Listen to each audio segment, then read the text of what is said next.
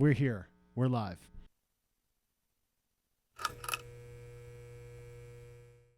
Ashley, who do we have with us today?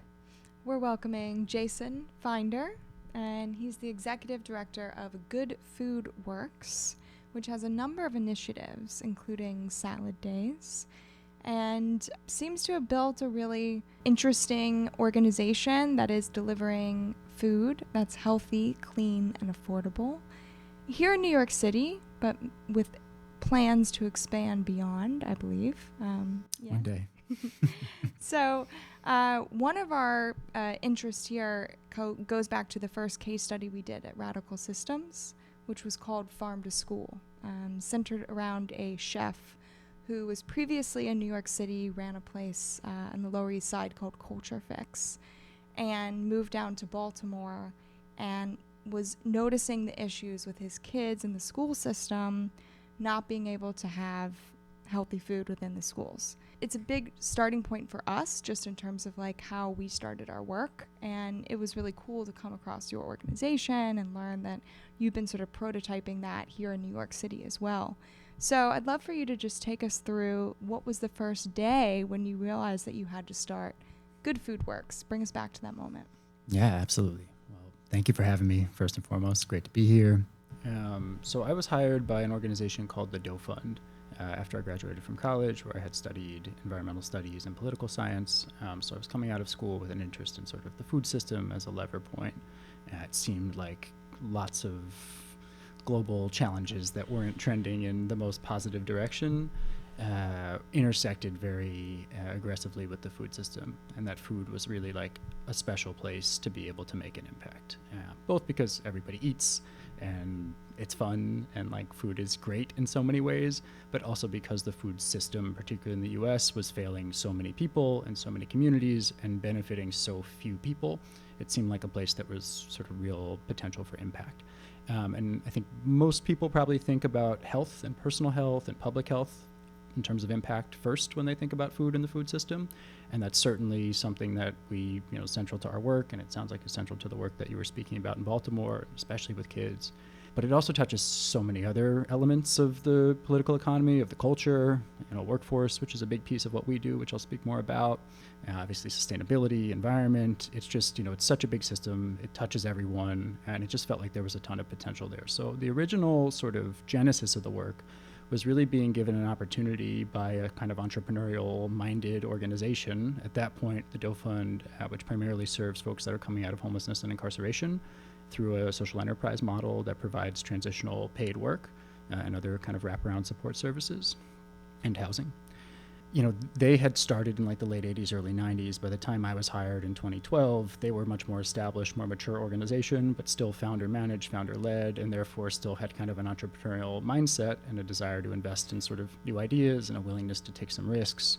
And so all of the work that has followed, and I'm happy to speak more to what we're doing today and what its impacts are, all of that work kind of grew out of this particular interest that I had and developed as an undergrad, and then this opportunity to work in a setting that allowed me kind of some freedom to fail, which I think is really essential to finding what works, and often very hard to find, especially in the nonprofit space where resources are limited, and understandably folks are kind of interested in maximizing the impact of any given dollar where dollars are few, and it makes sense to invest in proven solutions if that's your mindset, and there's nothing wrong with that. I think in many cases it makes sense, but I personally have a mindset that like so many of these systems are so broken that if we're gonna find solutions, we also have to be experimental, we have to be trying new things, and I was just lucky to be given an opportunity and a setting that was open to that, and then kind of everything evolved from there.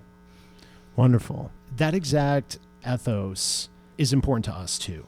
We were just looking up the Doe Fund. It said $55 million annually. I'm sure some have more, but that seems pretty substantial. So I do want to just go into what that means, meaning taking a shot at something that isn't super proven. When we were doing that first case study in Baltimore, what we saw and what we were hearing is a lot of the organizations that get funding, whether it's the federal or state funding, usually have a big track record. They've been around for like we kept hearing like about a decade plus usually. Before we started, we were talking a little bit about our college experiences. And I didn't get to touch on this, but one of my gripes was you would often have a professor who's still speaking to their thesis or their whole class, if you will, their whole MO at the university is built on a thesis which was written, in the 80s or something like that. And it doesn't mean that it's not to some degree still relevant or didn't make a serious impact. But quite often I would diagnose just how stale it was, or even like some of the tests would have questions like referencing baseball players from like 1991. I'm like, why is Mookie Wilson on your test? This is the 2000s. So anyway, sometimes being around a little too long, you get a little clunky. So yeah, maybe, you've developed an infrastructure and a network and your product tested and you got a good review on those, nonprofit rating sites or whatever, but that doesn't mean you're right on it in terms of how quickly things move, right? So that's super important. I mean, do you want to sort of touch on that? Or? Absolutely. So, I think this could be a whole episode in and of itself, especially in this political moment, because I think what you're talking about in the nonprofit world is also true in the for-profit corporate world and the political world, public institutions. I think we're in this moment where we are kind of collectively, in some ways, probably in healthy ways, in some ways seemingly in very unhealthy ways, sort of contending with a loss of faith in kind of established institutions. And I think it's not exactly the same thing, but I think there's the corollary in the nonprofit world, which is not necessarily that people have lost trust in all of those programs or all those organizations. Obviously, donors are still providing funding. If there's public funding going to those, there are agencies and elected officials who still believe in that work, hopefully constituents, voters that believe in that work. But I do think there is sort of a shared core challenge of how do you institutionalize something, create sort of maturity of the organization, real capacity to deliver services and maintain quality, consistency, all of which does require some scale. And with the work that we're doing now, we want more scale, right? It's nice that we're scrappy in this early startup stage. I'll speak more about Salad Days, our core program, which is a grab-and-go salad social enterprise. I'll pause there, and then we'll get deeper into it, hopefully, in a bit. But in terms of that sort of dynamic between how do you create sort of a healthy balance, and also how do you, between scale and sort of agility and experimentalism versus sort of entrenchment, maybe quite the right term, but get what I'm getting at. And yeah, I'm not sure I have a great answer, but it's a really good question. I think a lot of it probably comes down to governance. I think there is a challenge that cuts across sectors. It's not just the nonprofit sector, that often the way these institutions are structured and the way the incentives are structured are focused on sort of minimizing risk.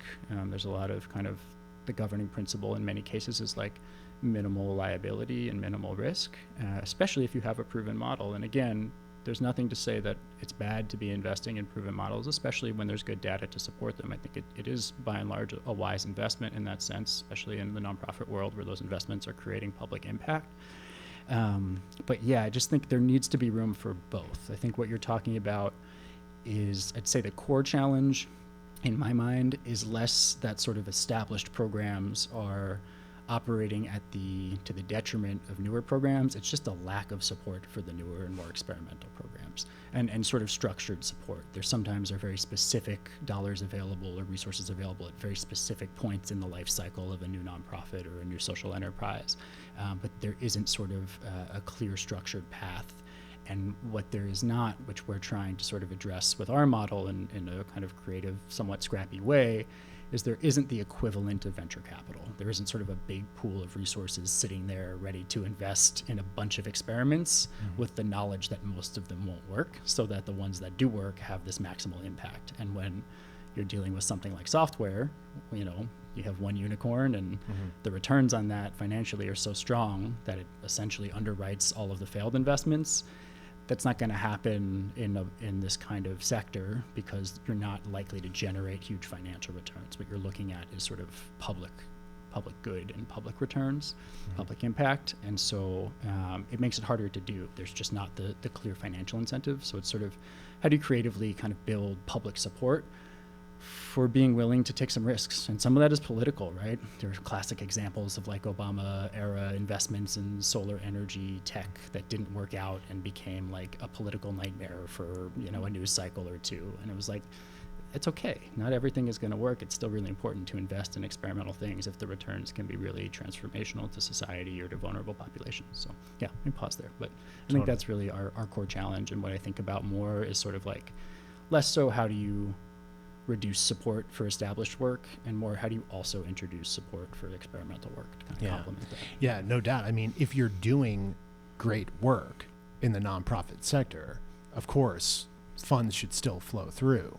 I think just when they're kind of resting on their name recognition, on their laurels, on their general sort of infrastructure and relationships, and it's not as much about the money landing anymore, the sort of like administrative bloat and all that stuff that, we've talked about a lot. So but if you're killing it, you're crushing it, of course, money should still flow through. Actually, before you jump in, and you might be thinking the same thing. When you're at the Doe Fund, meaning you're there internally, did they recognize, or perhaps you recognized and brought it to them, or it was kind of mutually discovered that what you've now built was something that was generally needed, something that they wanted to be a part of? Tell me what it was like, what the process was emerging out of the Doe Fund. Like, what was the conversation like before, during, now? Yeah. It's a great question. I'll try not to have too long an answer because we're talking about, like a 12-year span more. I think it was almost 14 years before we spun off. So we spun off a year ago to be independent. Cool. And I should just say again quickly, just to kind of contextualize all of these answers that get a little deeper into the history and the process. What we are today, Good Food Works is a nonprofit that creates sort of food ventures for the public good. Our program that is sort of most known and the core of what we work on at this point is called Salad Days. And it's essentially a healthy fast food enterprise. It's structured as a not-for-profit, which allows us to provide free and subsidized costs to many of our customers. And the idea is to create sort of like maximal access to healthy food through a product that is really easy to access, really delicious, really affordable. And so that grew out of a kind of somewhat linear, maybe giving me a little bit too much credit, but a multi-year process, sort of linear process, of experimenting with a number of different models under the umbrella of the Doe Fund, initially as a program of the Doe Fund, and then as of 2021, a formal subsidiary entity of the Doe Fund. Although operationally, it didn't have nothing really changed because we were a subsidiary in a super substantial way. Some of the governance was slightly different. We had sort of a board and things like that, but it was a long process of experimenting. And part of what made that possible was that I was doing some fundraising and networking to bring in the resources to support, the costs of running these experiments. In the beginning, I think the Doe Fund was covering most of my own salary as sort of an associate level nonprofit professional. And then I was covering kind of program costs to run these experiments. And then over time, I was on the hook to kind of fully fund. And then at one point once we had a little more maturity, which is good, it's a healthy direction to head. We even toward the end were paying like a management fee to the organization, more like a fiscal sponsor to provide, a suite of administrative services, which a lot of early stage nonprofits have what are called fiscal sponsors. So they're not responsible for providing, all of the HR and admin and accounting and those kinds of things. They'll pay sort of a fee to another nonprofit to provide those things. And so the nature of the relationship evolved a little bit over the years, and the sort of structural and kind of governance rules were a little bit different over that time. But ultimately, it was in the beginning and for a long time, at the highest level of leadership, there was support for something experimental and a shared vision that this could become, at the intersection of healthy food and workforce development, there was something innovative and something meaningful to be done. And then a lot of work on my end, sort of building support within sort of the next rung of leadership of the organization. And I think, I don't know how deep we want to go down this path, because it is, it was sort of it's a bit unusual. Typically something like this, like a startup, doesn't happen inside of an established nonprofit. It's almost like a special business unit of a for-profit. It sounds a little kind of like Radical Systems, a venture studio, where it's very much aware of some of the ills or failings of the venture capital world. Kind of touched on a little bit of the model there, which isn't that sustainable really in a lot of different ways, depending on what we're talking about, what's being sustained and what isn't. Often the ventures, if it doesn't have unicorn potential, but it's a good thing that has value to people, like does that venture capital firm nurture that thing when this thing is terrible, but it's going to soar, Yes. But the notion of recognizing a need for something and developing it internally sounds a lot like what we do as a venture studio. Yeah, that makes a lot of sense. I mean, I think to just succinctly kind of answer the prior question, it was a combination of strong support for me and for sort of the vision that I had and for that vision from the founder, who was still, the chief executive of the organization. And then a lot of work to build support in the day-to-day of what it takes to actually nurture. A lot of it was, my own sweat equity, essentially. It was digging gardens and driving trucks and just doing a lot of the work and then hustling to scrape together enough funds to fund, the project costs.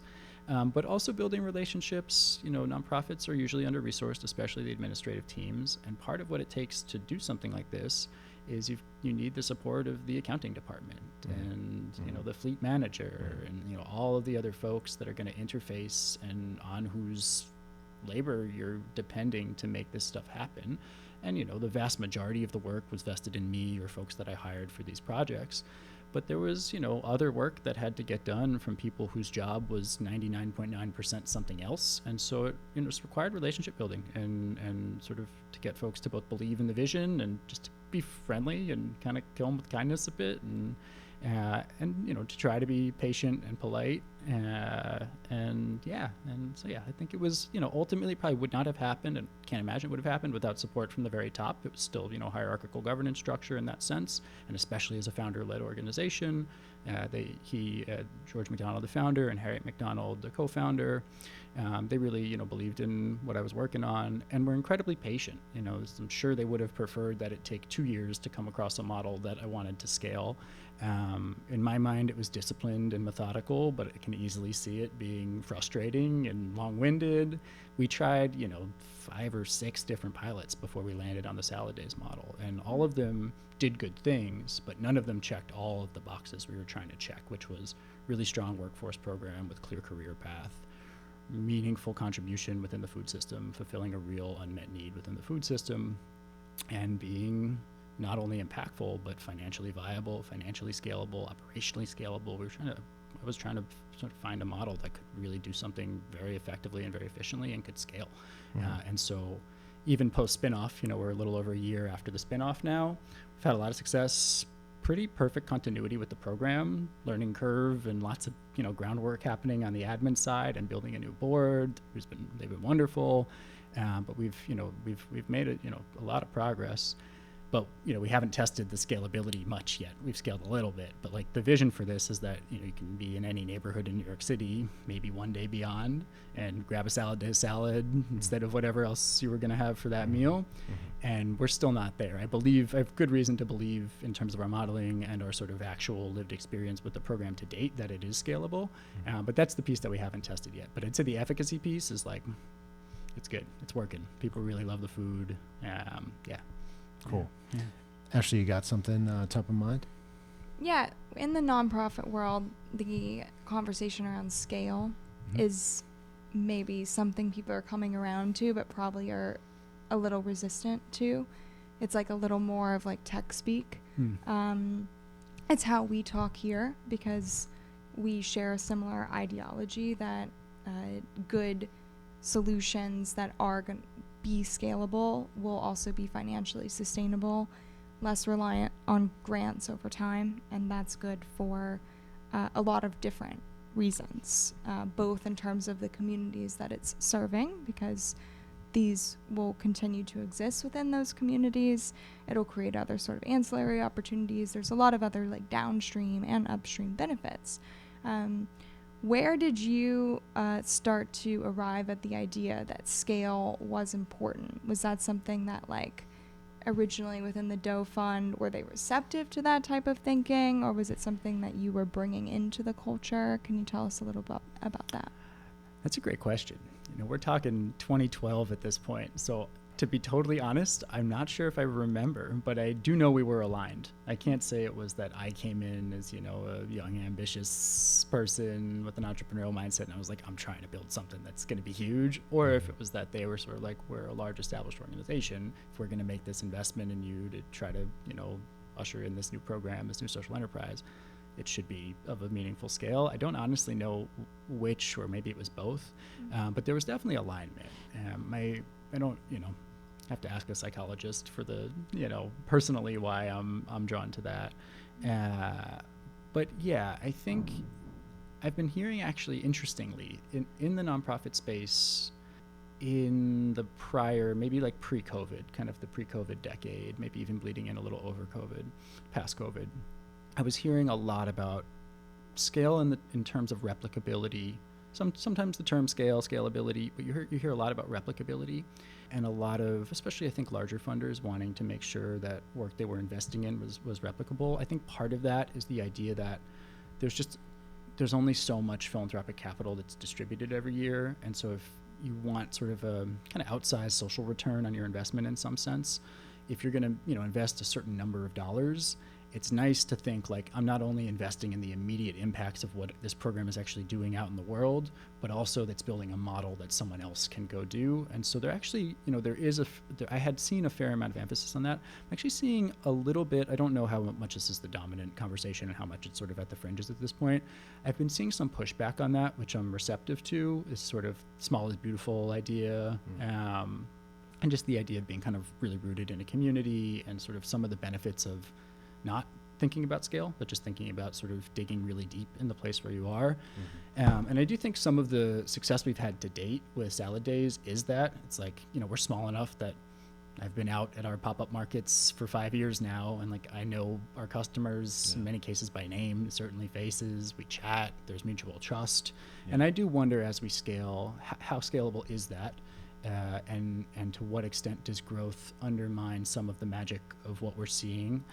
I do think it's possible, and the reason that I'm drawn to scale is that the scale of the problem is so large, especially in the food system, that my interest, even though I think what makes it possible is it's human relationships, from the board to donors to the folks that we're delivering to in public housing, to the chefs in the kitchen. Like, all of this is made possible by people sharing in a vision and being willing to support one another, especially with our model where we do sliding scale pricing. We are depending on folks with means to be able to pay more, being willing to pay enough that it allows us over time to effectively kind of discount the price for communities that can't pay as much. It's kind of redistributive in its own way. And so the model relies on a real kind of shared humanity and a shared connection and a mutual trust. But the kind of systemic side of it, the structural piece, you really need scale. Like the food system obviously is so large. Hopefully not everybody, but hopefully people are eating 3 meals a day. You're talking about, 300 plus million people in the country, roughly, between 8 and 9 million in the city. It's a lot of meals and a lot of people. And like the trends are really, really bad. Like, Yeah. I mean, I could go into this but Ashley, what are you thinking especially ending on the trends are bad? I'm going to take it. All right. So in Brooklyn, we live very close to a church that has a serious food pantry operation. And a few months ago, with the government shutdown, SNAP benefits were, the pantry lines were already long, like noticeably long. And then when the SNAP benefits were under threat, they got longer. And then, different mandates and things have been imposed or slowly being imposed and stuff like that. But there was a potential anticipation for the lines to maybe go down a little once some, government ops were reinstated and the SNAP benefits were brought back. They did not go down. Every Wednesday, so today this is happening right now as we speak, the line is going to be literally beyond wrapped around the block. And this is just one food pantry in Brooklyn. And I'm very happy for that operation. But the question is obviously that food pantry is being sustained and people are getting food and all of this is good. But the trends, which are visible and noticeable, raises a lot of big questions. We've also talked about scale before when you have, a lot of people who aren't necessarily backed by an organization with, some degree of deep pockets, like this gentleman who Ashley referenced. A lot of it is this guy bootstrapping it himself. There's some schools that he's working with, one in particular. What we found is, and this is in the first case study, and it's sort of reverberated through, and it connects to the notion of scale, or the need for scale, which is you have an operation, you get a certain amount of funding that allows you to, let's say, run the op for, let's say, a year, like in this guy's case.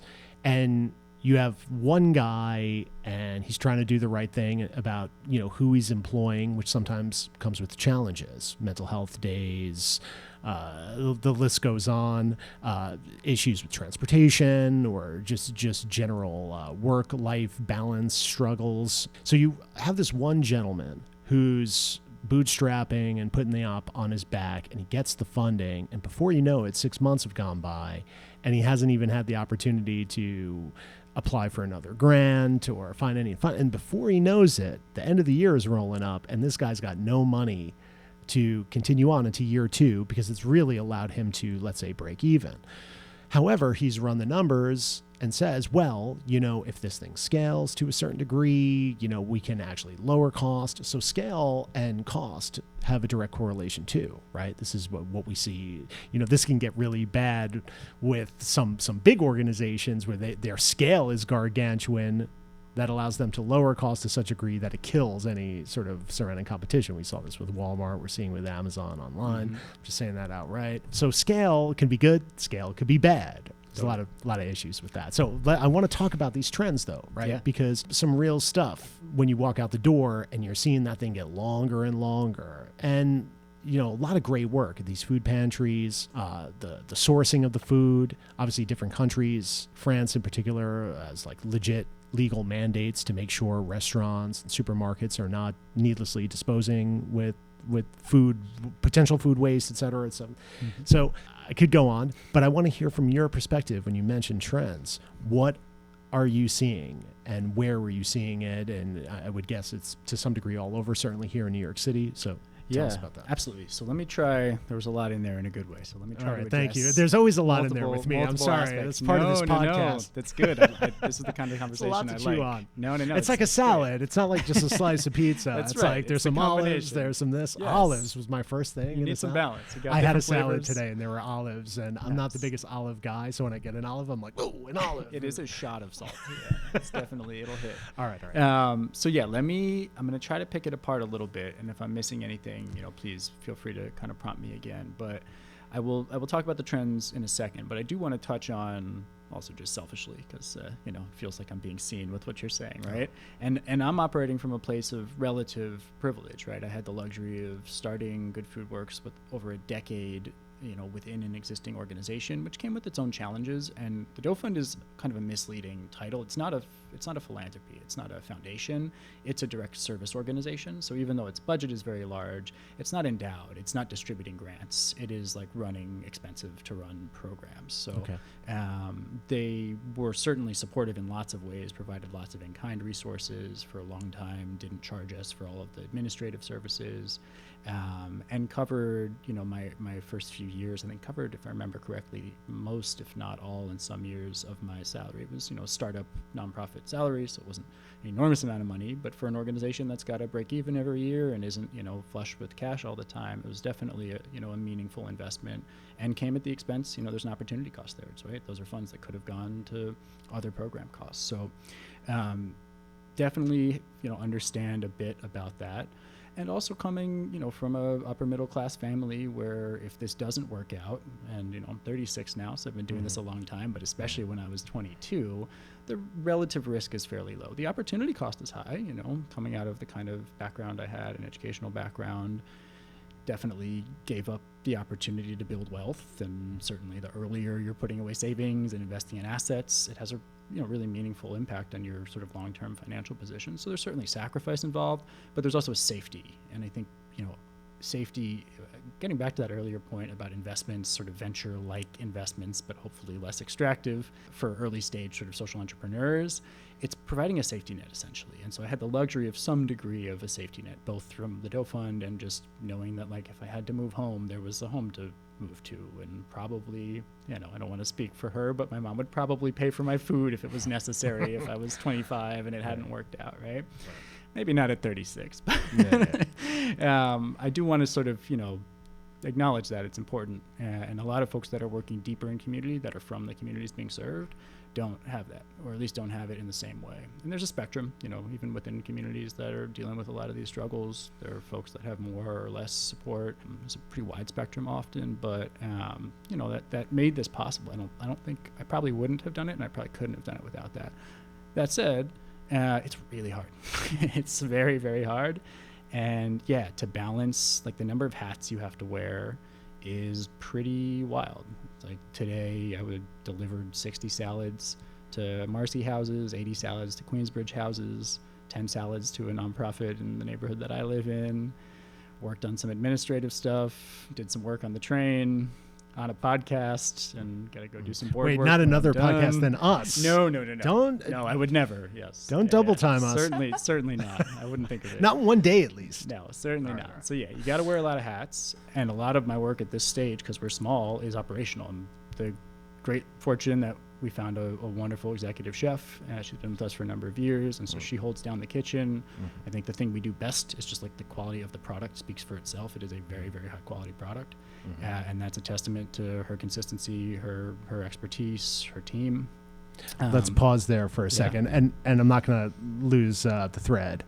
But comes out of a very famous, well-known restaurant. And it seems like around 2020, 2021, launched a food truck op out of. Tell us about her, and then tell us what that restaurant was, and then is that still running? So you were able to maybe be like, hey, very much so. Get over here. All right, give us a little background there, and then jump right back in. Yeah, for sure. So Samantha, our executive chef, is wonderful, super experienced, and just really, really genuinely mission-driven, and a very, very good chef. And she had moved to New York with an opportunity to run both the commissary, production kitchen, and the actual distribution operation on the truck for a program called 11 Madison Truck, which was part of 11 Madison Park's sort of suite of businesses and programs. And unfortunately, she did a great job there. She loved it, and I think it was a really cool program in the communities that were served, but they weren't able to sustain it financially. And I think it's a kind of a perfect segue back to this last thread. It is often very, very difficult to figure out sustainable, ongoing ways to finance the operations of this kind of work, especially if you're producing high quality food with integrity, and particularly at a small scale. I think you'd mentioned that one of the findings was, if we had scale, our unit costs would be lower. And we probably more so than most nonprofits, because we are so focused on the long-term scalability, and because we are making very high quality food with very high quality ingredients, we make large investments in the short term. We're sort of eating in some ways and raising the money to be able to do it. The very high cost of the food that we make. It's a very operationally efficient kitchen and program in general. It's very dialed in. It's a very limited menu. It is very systematized. We're trying to build a model that can be scaled operationally, and we believe that with scale, because we'll have more purchasing power and the unit costs for the ingredients should drop some, especially things like packaging, and just a more efficient operation, purpose-built kitchen, larger teams. There are lots of efficiencies that come with scale in most things. And, it's not like software, which is why venture works there, where it's like essentially infinitely scalable in some sense, and the economies of scale are kind of infinite. The distribution costs are so low, but it is meaningful. You do see real economies of scale in food. And so we probably could see our unit costs, the total cost to us to produce and distribute, one of our salads, at least cut in half with a meaningful amount of scale, maybe further, and still be able to put out, we believe, just as high quality a product. So there's that piece of it in terms of the sort of just the math of how this stuff works, and one of the reasons why scale is appealing and perhaps necessary. And then there's the reality that in the short term, in the startup stage, to get there, you just gotta hustle. Like, you got to do a lot of different things, and you got to do them well enough that they work, and you got to learn a lot. And I love it. Like, it's a challenging job, and for everybody on the team, but especially when you're sort of founding it and responsible ultimately, like, it does fall to you to make sure those things are happening. And so, yeah, I can definitely relate to that. And it's tough. And it's one of the reasons why having sort of longer runway and funding that was sort of a little more strategically targeted to different phases of the life cycle, instead of sort of like, you got to scrap together this funding here and then figure out how to sort of hold your breath for a year until you're eligible for this funding. And like that part, it's difficult. And my guess is it's pretty different from the for-profit space. And so, yeah, I think I can relate to all that. And then, yeah, let me back up to the bigger question of sort of like food system trends. So I don't want to kind of spit too many stats out, but the numbers are pretty wild. Like the percentage of, and I'll focus specifically on the American system. I think as the food system industrializes globally, you're seeing this happen more in other places as well. It seems to mostly be connected to sort of an industrial, heavily processed food system. But basically, the connection between food and health is probably the most obvious. It's just sort of like, the amount of diet-related illness, the amount of premature death, the healthcare costs. I think one of the more rigorous studies I had seen that was trying to project sort of like the potentially avoidable healthcare costs caused by food in the U.S., it exceeded the total annual military budget. It was estimated about $1 trillion, which is enormous. So, one of the things that we think about here, and also the same is true of labor, the quality of jobs in the food system. It can be great. They're often very open, especially to folks from backgrounds where it's hard to get work. And one of the things we do is we work with programs like the Doe Fund, and now post spin-off with some other workforce programs that provide culinary training. We're working with folks who have barriers to employment, where not every career, either because of educational background or criminal justice history, or just sometimes it's stigmas and how you present in an interview, things like that. The food system is often very open, so it's wonderful in that way. But yeah, the amount of wage theft and the quality of just wages and benefits, it's difficult work. And so from a whole host of perspectives, and from the environmental perspective, an industrial food system is great for the very small number of people and firms that now own those assets. They're highly profitable when you have global scale and you have a lot of consolidation within the industry. But it's a very small number of winners, and just like everyone else is losing. And it's why I think there's so much potential, even as difficult as the work is, and especially at the early stages, as difficult as it is to kind of just like muscle into existence this thing that is not, like, the rules are designed to not make it possible. The rules are designed to benefit what I would consider to be very destructive food. It makes sense, like it should exist. And it's also like, it's so simple. Like the idea that like, what we do, I often say these days is like, it's great, it's high quality, it's locally sourced. Samantha's a great chef. We work with chef collaborators from the communities that we serve on our recipes. There's some kind of, creativity that goes into the design of the product, and lots of feedback from the community to make sure that we refine it and are just building something people like. But at the end of the day, it's vegetables in a box. And it's like the fact that that was the original title. Exactly, yeah, veg in a box. It's so hard to make vegetables in a box affordable is insane.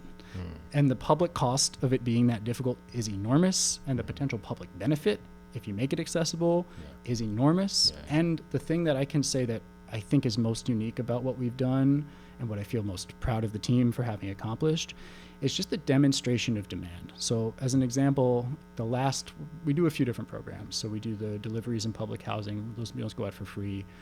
We do some corporate catering to bring in money to help, sustain the organization and, allow us to be a little bit less dependent on grants and donations. And the goal, I think this goes back to something we talked about at the beginning, as we scale, we believe both through economies of scale and reductions in the cost, and through building out profitable sales channels, we can become, financially independent and not be dependent on philanthropy over time. But about half our budget is still philanthropy.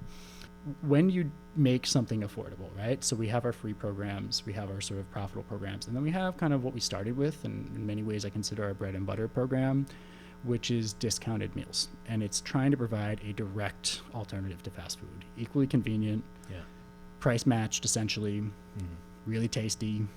And so those meals are $5 for the salad, $2.50 for protein, comes on the side if you want to add it. And so, it's pretty cost competitive with fast food. Doesn't mean it's accessible to everybody. There are a lot of people, especially with your point about just hunger and food insecurity and the trend being really dangerously negative there. Not everybody can do that, but a lot of people are buying fast food, and this is a real alternative to that. Our last pop-up, so we do these pop-up markets. That's what we've been sort of testing, the demand there. Our main pop-up is in Bed-Stuy at Marcy Plaza, and it's seasonal because it's outdoors. We have like a food cart that we built to run this. We don't have a brick and mortar space yet, although we hope we get there one day. The last market of the season last year, we sell out every market. We sold 120 salads in 37 minutes. Wow. And it's just me working there. So, it's Samantha and her team making the food. And selling them. Selling them. Is it around that $5 plus protein add-on? Yeah. $5 for the salad, $2.50 for the protein. And we think with sufficient scale, there's even a chance we might be able to make that a break-even price. Probably it requires some cross-subsidization with profitable sales channels, something like that. But it's a lot less than it costs us to make it right now. But that's because we're very, very small. We're still in that kind of early stage. But the idea that like the limiting factor on how many salads folks are buying is how physically fast I can put them in a bag and ring people up, to me is like I think a lot of the assumptions that kind of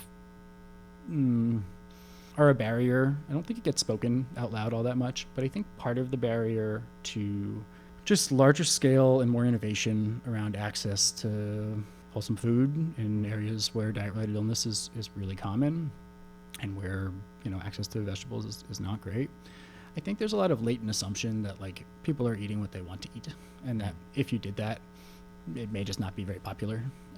It's not just price, basically. Like it's also that like it's a preference thing. Right. I'm sure for some people that's true, but like we now demonstrably know in a number of communities in New York, and I would be very surprised if it's not true in most communities in general. If you make it really, really good, and it's affordable, and it's like a nice brand and good customer service and delivered with integrity, if it's just like a good business, and the price is affordable, lots of people really want it. Yeah. And the fact that the box is full of vegetables isn't a problem. For many people, it's a plus. Yeah. So that part I think is just really important to call out and important to highlight, especially because a lot of the conversation we've been talking about is sort of either more structural or tactical or theoretical, and how do you governance and economies of scale and things like that. All of that is like a necessary means to the ends of making this thing easy to get and affordable to get. But I also think it's really important to just say like people want it. And like, I have supreme confidence, and like I know in some cases a lot of people. Yeah. And as you know, and there has been like a little movement, often like a sort of like a split of the menu. I'm thinking about McDonald's, who recently rolled out their CEO, who took a little bite of that burger, very cute little baby bite. Anyway, then like every other CEO was like, "Look, I manly bite." It's like, all right, relax. But anyway, fast food, the big ones as we know it, are not. First of all, they're not really that fast, and they haven't been for a long time. But this is very much out in the mainstream discourse now. They're not that affordable anymore. Yeah. I bring up the CEO eating the $12, what's the name of that one? The big old Mac Daddy burger. I don't know what it's called. All right, but they have like a new big burger that is, I think, roughly like about $12, which is a little bit more on the expensive side for McDonald's burgers, right? And over the last few years, a lot of, let's say, folks who are regular customers of fast food places are vocal, and they're saying like, they're on social media, and you can move the needle on social media if enough people. Chipotle, like, what is it? The shrinkflation. There's that, but then there's also just like corporate greed. McDonald's is still posting serious annual profits. Exec level associates are getting paid serious money. Staffing is like whatever. All right, that's a whole other thing. But anyway, the conversation around whether or not fast food is even affordable anymore, that debate has been lost by the brands. It's not that affordable anymore, right? It's more affordable than the $26 burger I can get at that nice little restaurant around the corner, you know what I mean? Or even that like Irish pub on the corner, that's probably charging like 21, 22 now. we were somewhere, and my parents live in a little community in Naples, Florida, and they have like a little restaurant in this like little golfing sort of thing, and the burger was $15. And I was like, oh my God, I haven't been at a sit down place and seen a burger for $15 in like 15 years. You know what I mean? It's like, whoa. All right. So anyway, fast food is still more affordable than a lot of, let's say, sit down restaurants with servers, et cetera, right? Yes. But that zeitgeist of affordability, that's been out there for a couple of years now. Some fast food joints have tried to, they're not going back to the dollar menu, but it's like, yes, hey, for a limited time, this thing is going to be this, or you can get this $5 meal. Usually that only lasts for like a week to garner once more brand loyalty, customer loyalty, and then like right on the heels of that being sort of quenched slightly, yes, the prices go right back up. Yes. All right. So that's one thing. Another thing I want to say, and I'm willing to say it more sort of openly, is, Shaq, basketball player Shaq, the guy has made some incredible investments over the years, pretty savvy dude. And his ethos seems to be, I want to be a user, I need to be a user. And very early on, Starbucks was like, yo, get in, Shaq, Starbucks, man. It's like a little bit more of a premium thing. By the way, they rolled out their CEO the other day. Not good again. He was like, yes, $9 coffees. It's a premium experience. It's not 10. He said, it's not $10 for a coffee. It's 9. So we're good. You know what I mean? But it's a premium experience. I stopped doing that with the CEOs. But anyway, just go home. You get an influencer, please, or something. But anyway, so Shaq, years ago in the sort of nascent days of Starbucks, they were like, yo, Shaq, we're emerging out of Seattle. We're moving down the coast. We're moving over. But like you can get in, and we see this scaling tremendously, which it did. And there's been a little shrinking and other things going on there, right? But Shaq goes, no. And like, why not? And his take was, and I'm quoting Shaq here, everybody says black people don't drink coffee. And Shaq himself said, I was wrong, right? Now, it doesn't mean that there aren't certain tropes within certain communities, but I bring up that story to say Shaq himself was projecting probably his own personal preference. By the way, this is a guy who's an athlete for years. Like, you might be talking about dehydration. Shaq's got a lot of energy, like, who knows, maybe he didn't like coffee for whatever reason. Sure. And maybe he saw different things in his family or in the community or whatever. But he himself admitted he was wrong. And he not only sort of missed out investment opportunity that would have been like super like times X, but he was being a bit presumptuous in a way that showed that even he had blind spots in terms of the desires of let's say, his community. You know what I'm saying? So I'm not saying it's coffee, but salads. I think there's a real corollary there, though. Yeah. So, sorry. No, please. Well, I was curious, like you mentioned also that working with maybe sort of guest chefs or local chefs, where I'm wondering if, let's say, the houses in Marcy are giving you feedback on the salad. It's like maybe you can go into it a little bit and tell us like what you're seeing there. Yeah, people love it. So one of the things we heard that I think is maybe the connection to the Shaq example there, and from both folks who had never set foot in Bed-Stuy or were born and raised in Bed-Stuy or other communities of color, underserved communities, low-income communities, whatever term you want to use, the places where we operate. Before we started, when this was an idea, it wasn't just like my idea. I was definitely at the helm of sort of trying to organize the vision for it and pull the resources together, all that. But like, it was informed by all the pilots we had run prior, and then just lots of conversations, including with a lot of folks from communities we serve.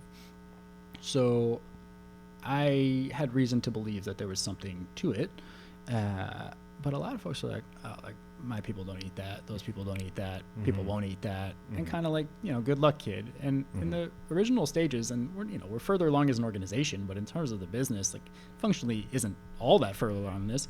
It's like a white dude who was born in Park Slope and grew up in Ridgewood, New Jersey, standing on the corner in Bed-Stuy selling salad from a food cart.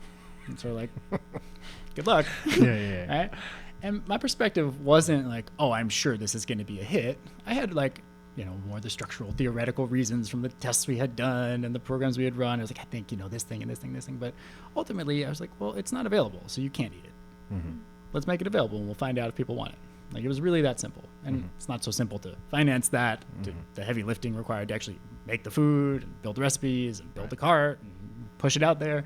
But in principle, it's like, that was really it. It was just like, let's just go do it and see.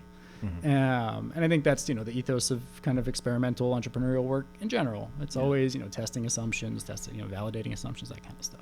And a lot of what we're doing was sort of vaguely inspired by like lean startup methodology at the time, was, getting a lot of attention in the tech startup world. And it was like, that makes sense. And I think it could be, well applied in the nonprofit space, and thinking about the people you serve, both because we are actually selling the product, even though it's discounted in this case, but even if you're just providing free services, it's like thinking about folks as customers, I actually think is very empowering, because businesses are very dependent on feedback from customers and customers being happy.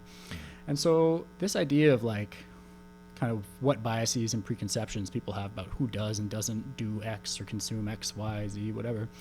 Yeah, I think like at the time it was like, it's white girls that do yoga that eat salad, right? It's like sweet green, right? And they're feeling very seen right now. You're welcome. No offense to the white yogis. I support, all exercise is good. Many of them are my friends. Many of them have contributed and continue to contribute to salad days.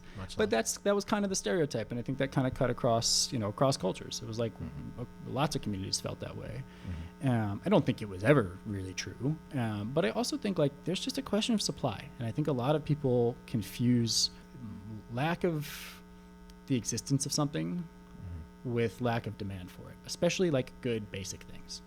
And I think where that connects to the points you were making around fast food becoming less affordable, also I would say not only do you see kind of prices creeping up in kind of traditional fast food, and now in response to customer frustration and sales challenges, a move towards value menus and discounts and things like that.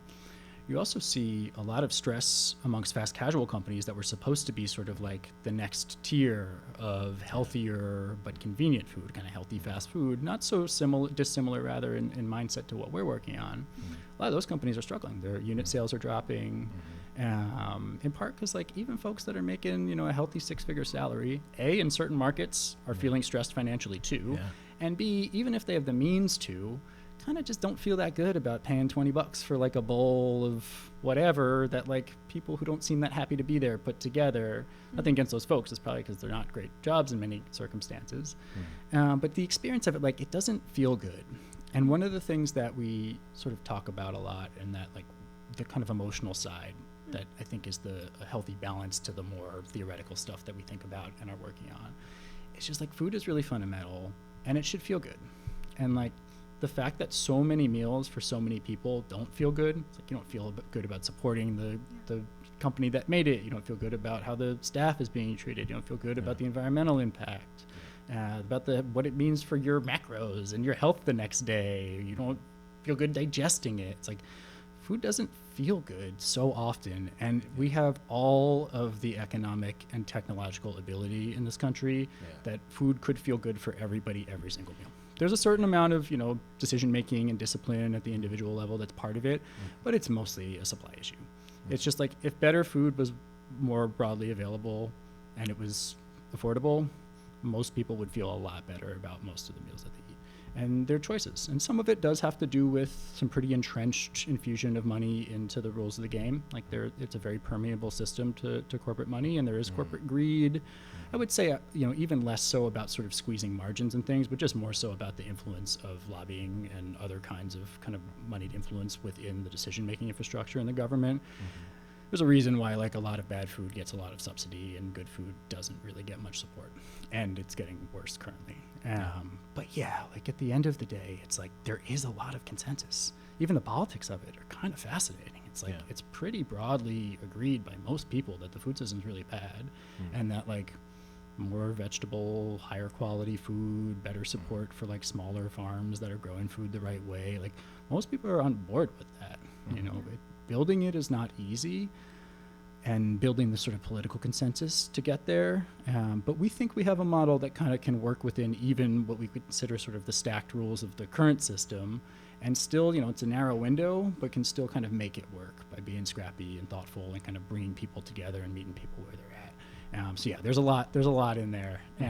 But yeah. You were gonna give me some of the different salads you might be able to get. Maybe there's some salads with like an audible. So give us a little rundown of what the menu looks like right now. Maybe just in the different locations you dropped off today. Maybe what's going to a corporate office, what's going over here to the houses, or what's what you might bring just to Ashley and I here today on another occasion.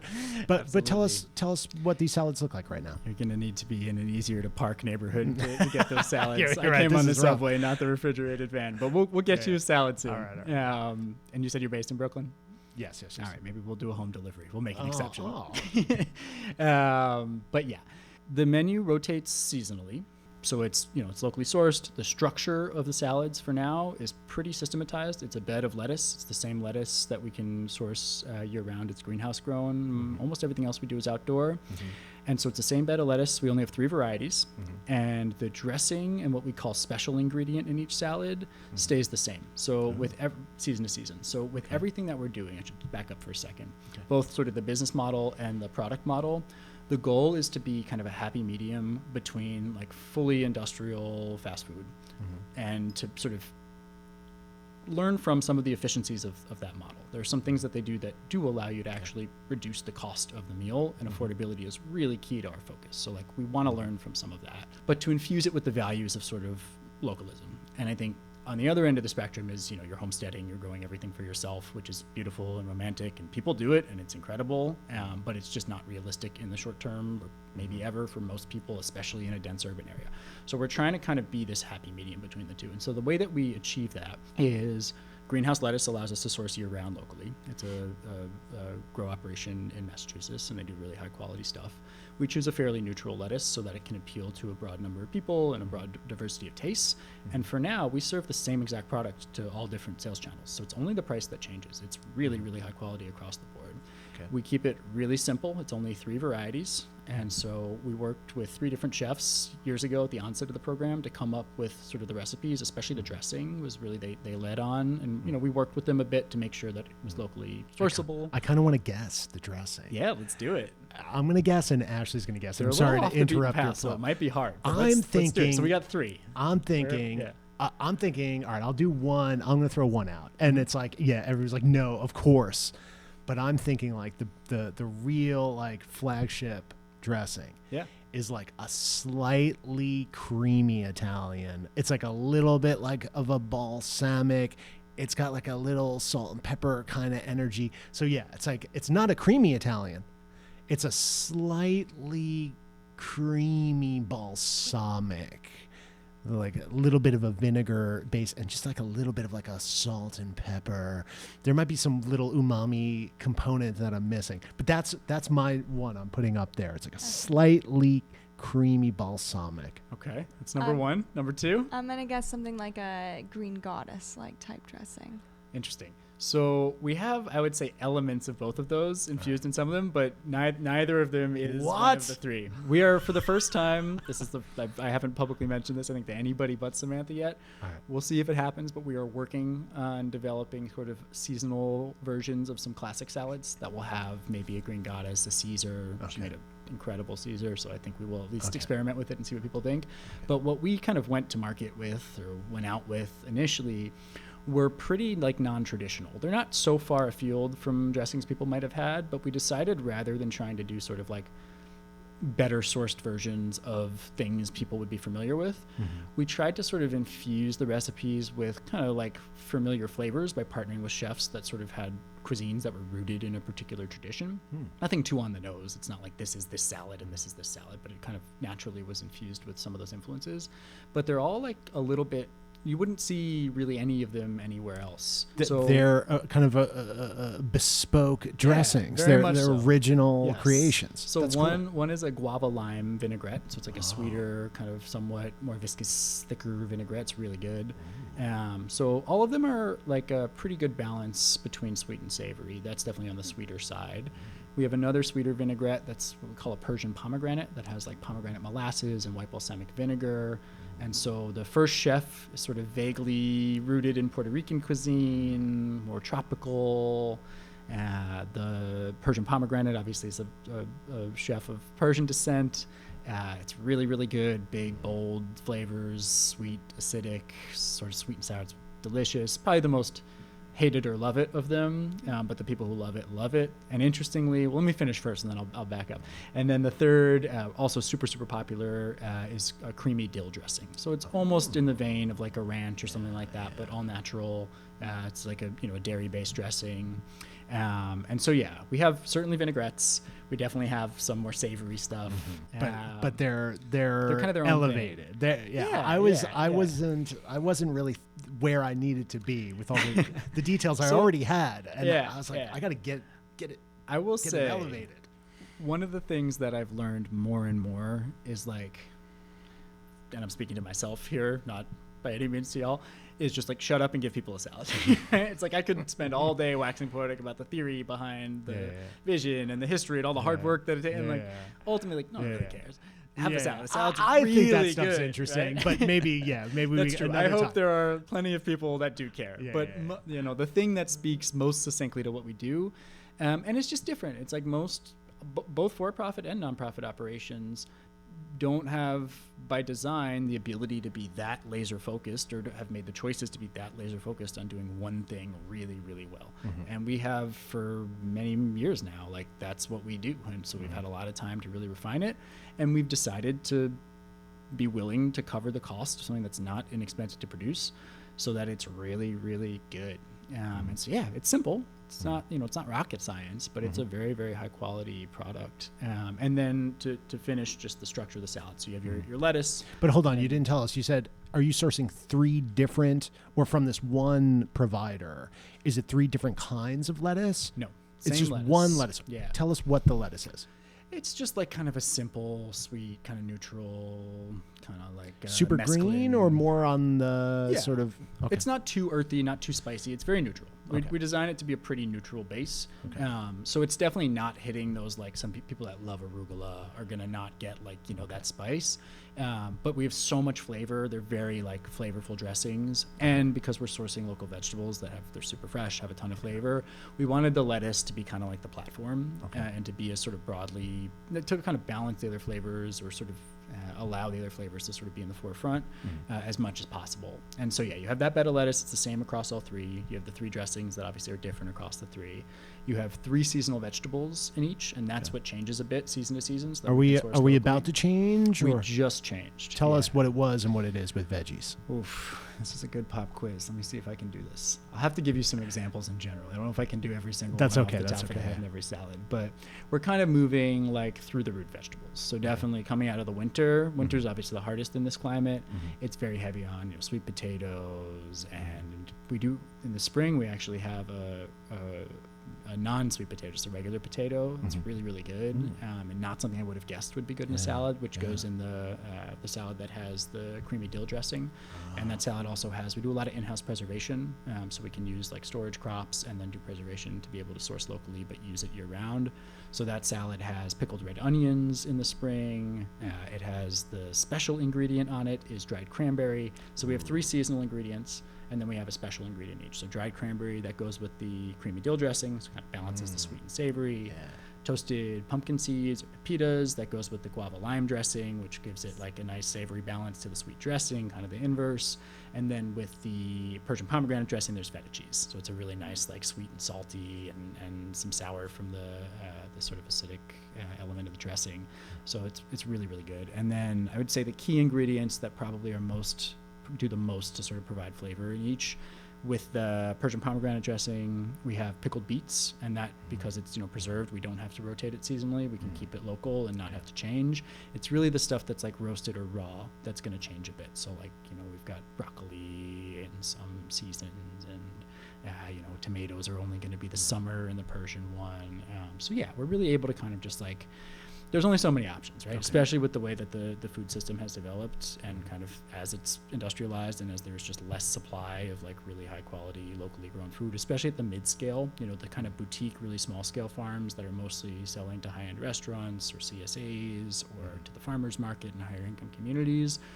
It's not like anyone's getting rich there. They're doing what they have to do to survive. It's just a really hard model, and the rules of the game are not set up well to support them, so they really have to sell to kind of the highest bidder.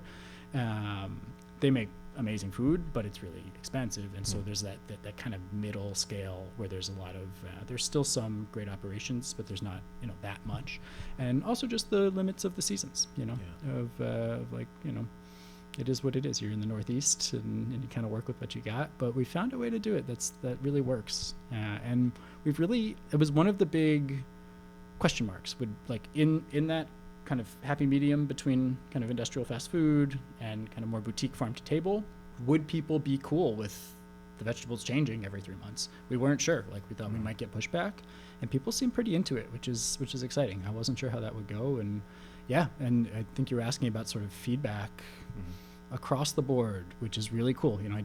This is still experimental, so as we scale, we'll see if this becomes a challenge. But as of now, regardless of where on the sliding scale price point you're paying, is it at a profit and sort of competing in sort of the private market essentially from a pricing perspective, or is it discounted, or are you getting it, for free? The feedback has been really phenomenal, pretty much across the board, which is exciting. Yeah. Great. Have you been getting reports back on health from folks you've actually served? Are they coming back saying, hey, this has inspired me to eat a little cleaner, eat a little healthier? Yes. It's a great question. So I want to be a little careful here because I don't want to pretend we have a level of like rigor and scientific analysis that we don't. I would love to be able to do that, but it's so hard to do. A little anecdotal and maybe, expensive. which is still Very good, anecdotal. still valuable. Yeah, extremely valuable. And I think sometimes undervalued. And so we have a ton of anecdotal feedback. So especially in the public housing program where folks have access to those salads 5 days a week or more, and a lot of folks are eating one every day or close to every day or at least a few times a week, we've gotten a lot of feedback. And, I don't want to assume, take all of the credit for that because these are also folks participating in other wellness programming around exercise and art therapy and movement. So, it's not just us, but the feedback on the quality and sort of the experience of eating it has been very, very positive.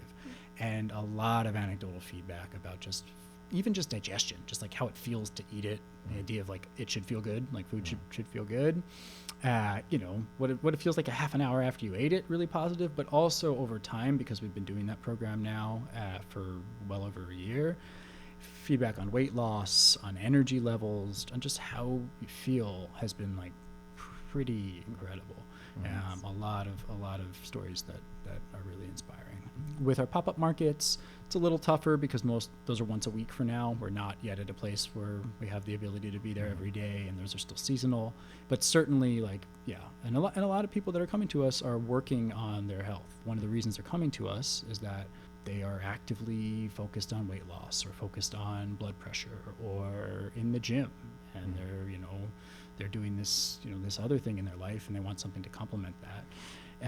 And so what's been really cool is, in addition to sort of those direct kind of impacts to individuals, and I had a sense this might happen, and it seems to be true, there seems to be this almost kind of second order effect where it's we have kind of the early adopters, the folks that sort of were already primed, maybe are already eating fairly healthy, but we saved them time or saved them some money, and we're kind of oh, amazing, this thing exists now. We created the supply, that demand was already there.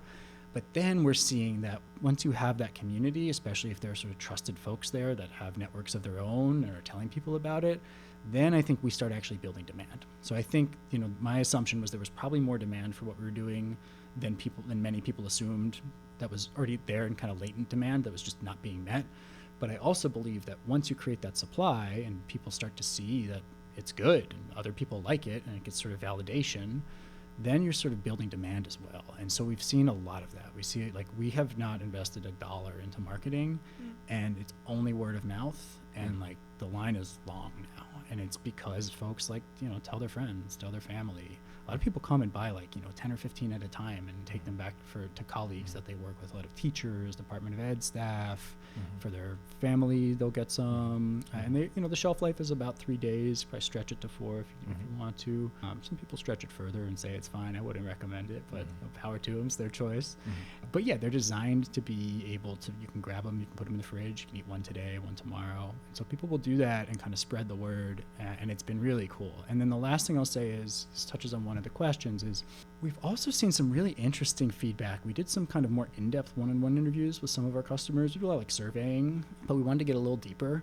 And one of the things we found was that a number of people talked about kind of positive habit formation, where like the day that they eat a salad, they'll also do other things that they think are good, but struggle to sort of build that habit toward. And so it's really interesting. The idea of it is sort of like kind of a gateway food to healthier eating didn't surprise me a ton. That was part of the goal and part of the hope. But that idea of like something as simple as just like a quick, easy to access healthy meal where like you feel good about the decision and it feels good, you know, to eat, your body feels better after, being kind of like a gateway to just other better decisions and building better habits. It's really, really interesting. So it's something that we've only kind of touched the surface of, but it seems like there's something to it and something that, we didn't ask it. It just sort of naturally came up in the course of those conversations, and it's pretty interesting. Yeah, there's all these extra benefits, and an earlier podcast guest talked about externalities in the economic sphere, and we're used to negative externalities right now in this world, but there are so many positive externalities around investments like this. And so kind of bringing it back to our earlier points where we were talking about the investments needed for a company like this to reach scale, and what the venture world likes to pretend like is happening is that there is a certain amount of money that will make a company go profitable, while a lot of those companies are almost never profitable. And, you know, Uber was like one of the first examples where people started talking about this, but now it's happening more and more. Like, I was reading an article in the Wall Street Journal this week about a fund that's raising a certain amount of money, and it's like there's a certain number of funds, and it's like, well, have any of their companies even done well? And the answer is actually no. It's all on paper. And that's starting to happen, a real reckoning within the world. And, you know, they're up to like Series G or these types of things, and everyone's punting down the road. And it's like, well, what is that money being spent on within those companies if it's not going into the software? A lot of it is going into like marketing and creating the demand. And what's interesting about what you're saying is like, that's not really what the money is needed for. It's just needed to build infrastructure. The demand is there. 100%. And so there's like a much better investment long term that's more stable and more secure, because we're investing in something that people actually want, versus like spending all this money to manufacture the demand for something that people don't actually want, just because we're trying to like really shift who's holding the bag and try to get out upon times, or get out at the right time. So what I think is like cool about this conversation, which I hope more of society is starting to plug into, I think, you know, it's still much earlier on than it should be for this moment in time, but I hope it's going to start to accelerate right now because it needs to, is that investments in infrastructure like this are going to yield more and more benefits over time that we really can't even quite understand until we start to go in that direction and measure them.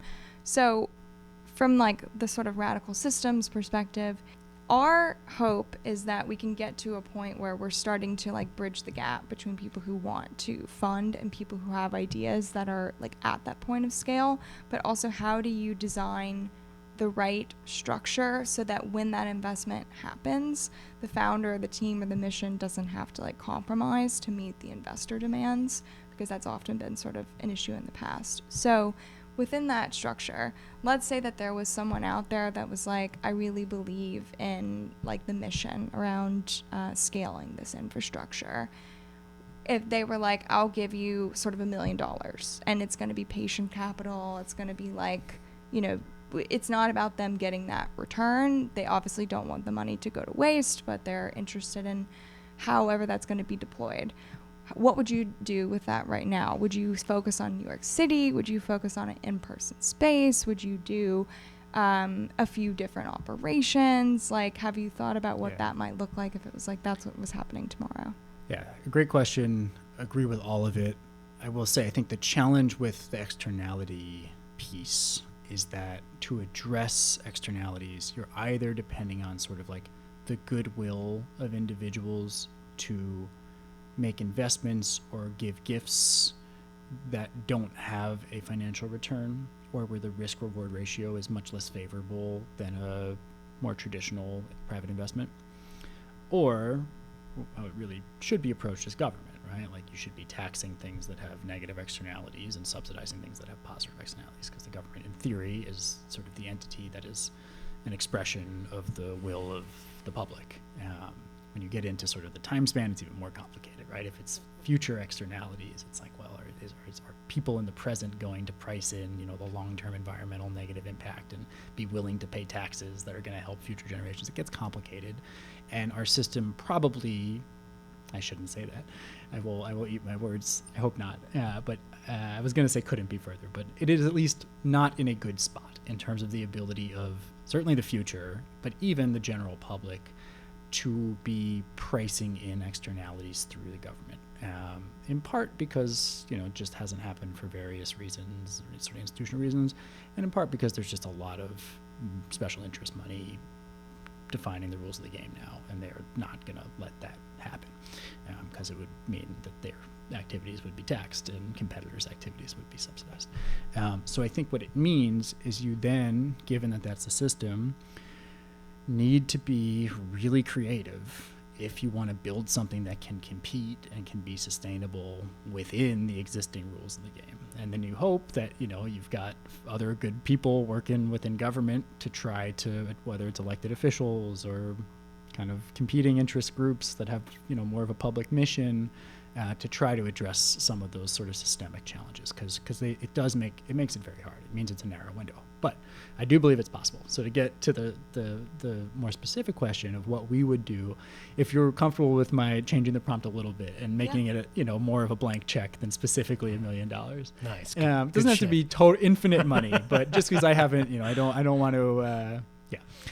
Basically what we would do with that kind of investment, and also how we would protect the sort of long-term integrity of the mission, which I think is a really important point. When you get into sort of financing growth, governance becomes really important, and what you are and aren't giving up in governance. And so before I answer the question of like specifically what we might invest in to sort of get to scale, I think in terms of kind of how do you protect the mission as you take on investment, we're still figuring out, we're still working on building, a more formal plan. We've, thought a lot about this and done a lot of research, and we've spoken with some folks at Stern who do this work. There's a professor there who's been really supportive and has some ideas that I think are really strong, and lots of case studies, Ben & Jerry's and others, where you look at sort of, folks that have either been acquired or have taken on outside investment and had, varying levels of success in sort of protecting the mission long term.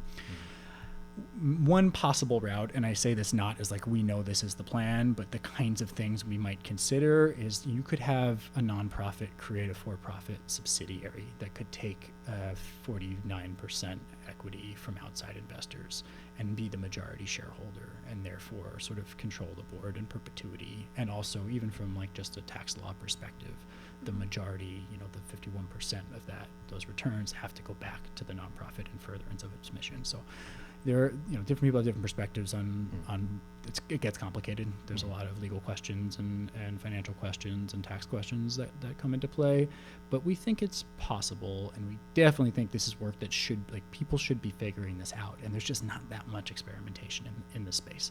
And part of it is just because most investor dollars are trying to maximize return and minimize risk, and that's not what this is, right? Given the way the rules are structured and what we're trying to do in our mission, it's fairly high risk, and it's likely fairly low return, right? If it's patient capital, it's a long period till you can exit, if you can exit ever. And we think we can probably build a model where we can at least keep up with inflation, and you're not losing money in your investment, inflation adjusted, but you're not going to be generating enormous returns. I kind of personally think about, I don't know exactly what the perfect answer is, but I think about the structure almost like a kind of a high-risk savings account, right? It's not going to be FDIC insured. It's an investment. It's equity. You could lose it if the company doesn't work out. But, you try to vet the company. You try to pick a market that's strong and an operator that has strong governance, good leadership, and a good track record. And, I think, fundamentally, let me first answer the question. Building a central kitchen is key for us, I think.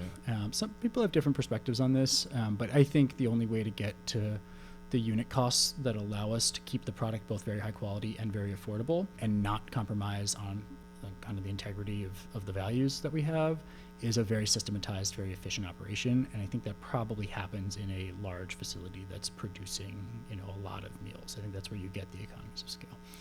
So it's probably that. And then, some investments. I think we can be creative and keep the overhead low and be agile in our retail and distribution strategies. And the fact that it's kind of a widgetized product, it's packaged. It needs refrigeration, but refrigeration technologies and battery technologies have come a long way. And like the ability to kind of have creative nodes for retail outlets, whether it's a smart fridge vending machine or a small footprint kiosk, or maybe one day if the costs get lower, it's just kind of too expensive to do and keep affordable now, but maybe it's home delivery, things like that. I think the kind of capital investments needed are probably largest on the production side. It's building, a really good central production facility, and then being thoughtful about this kind of hub and spoke distribution model. If that's the hub, how do you create sort of like consistent supply, convenient access for customers, but in ways that don't have a ton of overhead or a ton of risk to us as the operator. So I think in terms of like the actual business model and where the capital would go, we probably couldn't do that with $1 million, although maybe we could do sort of a proof of concept that's at sort of a mid-scale. But yeah, I think something in that direction. I have a couple like just little quick questions if I can fire them off, and I don't want to keep pop quizzing you. Can I cut in? I'm sorry. No, you remember got it. What I was Did you get say, it? Go. And this is Go. something that I actually think is really relevant to what you all are working on. So I do want to get this in. This is not as relevant to us right now, but I think it's something that I think about a lot. We are in the next 20 years going to see the greatest transfer of intergenerational wealth that humans have ever seen. Yeah. And I think we have a political system that is probably about as misaligned in its outcomes with the values of our generation as it has ever been. I assume we're roughly the same generation, and we are the generation that's about to inherit, I'm in my early 20s, so maybe we are. Exactly, that's what I mean. Yeah. Anyway. But yeah, well, I think it's 70 trillion. I think the number is something. It's big. I should check. I believe it's something like $70 trillion. Yeah. I believe it's about half of that are very few hands. Yeah. It's the ultra wealthy. But about half of and that's a whole nother conversation about what kinds of stewards of the public the ultra wealthy are, and the shift from kind of robber barons to folks with a really strong public ethic, and like where that money goes and what kinds of investments are made by the relatively small number of hands that have a huge amount of capital. But even if you assume that those folks are just going to be buying bunkers and yachts, which I hope they're not. If anyone wants to invest in Salad Days, find us at saladdays.nyc. But even in that circumstance, there is a lot of wealth that's going to be transferred, and likely because there are so many loopholes with very little taxation. So it's not going, there isn't a meaningful amount of that wealth that's going to go to the government to support public good. And so I think there's this really big open question. And one of the things I'm trying to do with Salad Days is position us to be like, hey, this is a really efficient use of capital for public impact, because there are so many positive externalities that come out of what we're doing. Some of them are pretty hard to measure. But between environmental sustainability, public health, the workforce programming that we're doing, it's like there is so much good. It's, in one given salad, it's only so much, but it crosses so many different sort of categories of impact that at scale, it's enormous. So I believe that not just us, but lots of people that are being thoughtful and innovative in sort of, kind of efficient social return on investment models, whether it's some kind of non-traditional equity investment, sort of patient capital impact investment, or it's philanthropy. It's like ultimately, how do resources from that transfer go to support public impact? And I think it's probably, for better or worse, not going to be through government. And traditionally, that's where it has been vested. So it's like, how do you create sort of public impact through money in the private sector is a really interesting question. And I think we're right on the brink of, who knows, right? It's like, to some extent, it's going to be, the putting your money where your mouth is thing. It's like, it's easy when you're not holding the bag to be like, hey, you should do this with it. But pretty soon, like, we're gonna be the ones, or at least our peers are going to be the ones holding it. And yeah, I think it's just sort of ripe for lots of innovation and conversation. And I think, whoever or whatever group of people kind of figures out the mechanism to be like, hey, you're not feeling great about the world. You think there's systems that are broken. Like, here are meaningful ways you can put that capital to work that's actually going to have an impact in an efficient way, I think there's an enormous amount of potential. I wish it were the case, probably, that it was like a little bit more redistributive in terms of tax policy and in terms of just funding kind of core government services. But also, I too have skepticism about the efficacy and efficiency of a lot of government programming these days. I think as much as I am more on the political side of those who want redistribution and more resources being funneled to folks who really need them, and as much as I'm firmly against a lot of cuts to just like critical services that are both deeply unethical and bad, not just for the people who are harmed, but also for like the broader society, there is also a question of how effective a lot of government does need a lot of reform. And we're so distracted with everything else that's going on that like there isn't a ton of attention being paid to that stuff. So yeah, this question of basically like private capital funding public good and how that happens, and especially if and how that happens as millennials, inherit, money from their parents' generation, I think it's going to be really, really interesting to keep an eye on. And I think ultimately it may be like one of the biggest lever points between whether the country can kind of stabilize and get on a better path, or whether we kind of slip. Yeah. Yeah. No, that's a great point. I was just thinking it was our interview with Patricia Lizarraga, who runs Hypatia Capital, where she mentioned investing, meaning stocks and things like that, or in her case, an ETF. She was saying, right now, maybe certain generations holding a lot of the wealth, but with that turnover, we might see more ethical and moral investing as it pertains to like just the stock market and things like that. So check out the Patricia. We talk about the great wealth transfer. And I think I threw up some infographics with those exact numbers. Cool. I would go further, as we sometimes do on here, is I know two people who built a web application that does what you're talking about. It's brand new. We worked very hard to take something kind of complicated to make it kind of fun, simple, social, artistic, and a little gamified. But we have a lot of those sort of mechanisms. And part of what this podcast is hosting individuals who are aligned with us to potentially work with us also in that digital space to sort of facilitate transactions and to allow people to sort of illustrate their impact on their profiles. It sort of rethinks what a social media profile is. As much as I love your, dog selfies and stuff like that, and I do. I'm not being ironic. I do want to see those. We can be public facing in other ways, and how we invest, even if it's small, sort of like small micro investments, and then be proud of that and share that with each other. So I would go to goodstanding.app and check that out. And then I would further say that first case study that we did is exactly aligned. It's partly why we have you here as well, is that first case study ends with this woman who works on a farm down in Baltimore, bringing these kids in the city to farms. I mean, these kids have never seen a vegetable growing in the wild, you know what I mean? And it's not everybody, but those folks exist, and the sort of miraculous experience of, as she says, a cherry tomato growing and plucking it off and then eating it is transformative, right? So our whole notion, out of which Good Standing was built, coming out of Radical Systems, is built from that little miraculous moment of a kid in the inner city popping a cherry tomato off the vine. It's a vine, right? Is it a plant? It's a plant. It's a vine and a plant. Yes.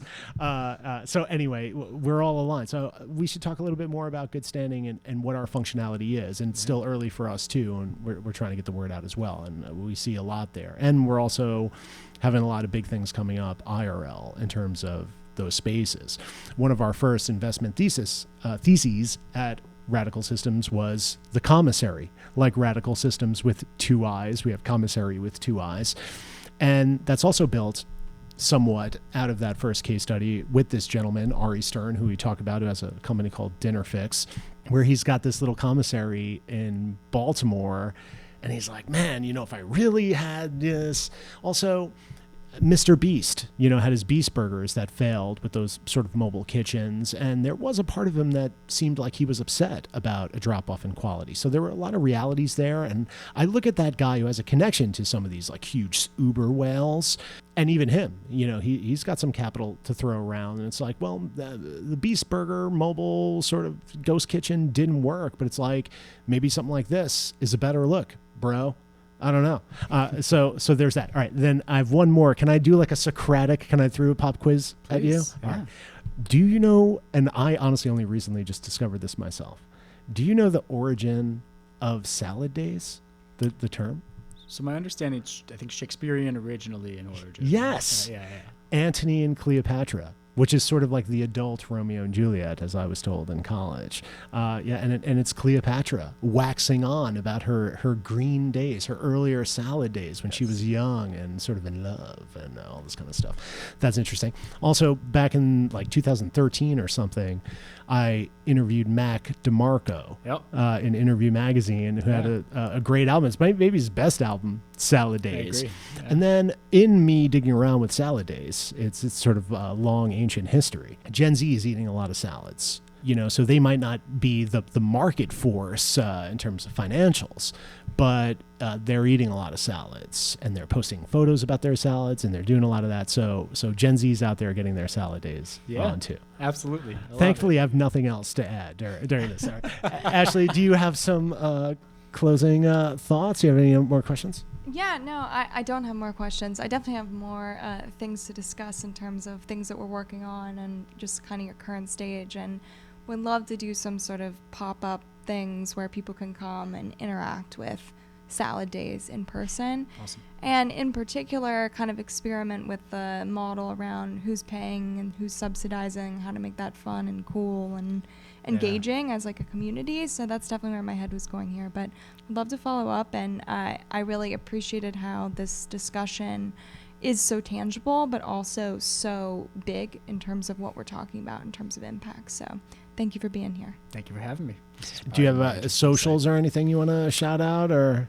Just starting to build them. Yeah. I would love to get some on the street testimonials from you. I know sometimes there's a little vertical video hiding in a folder somewhere that may see the light of day at some point. We're working on it. All right. Yeah. Fair enough. Congratulations on this. It seems like it's been a little bit of a journey to get here, but it sounds like great things are happening. Thank you so much, and same to you. Yeah, it's great to be here. Thanks. Thanks. Thank you.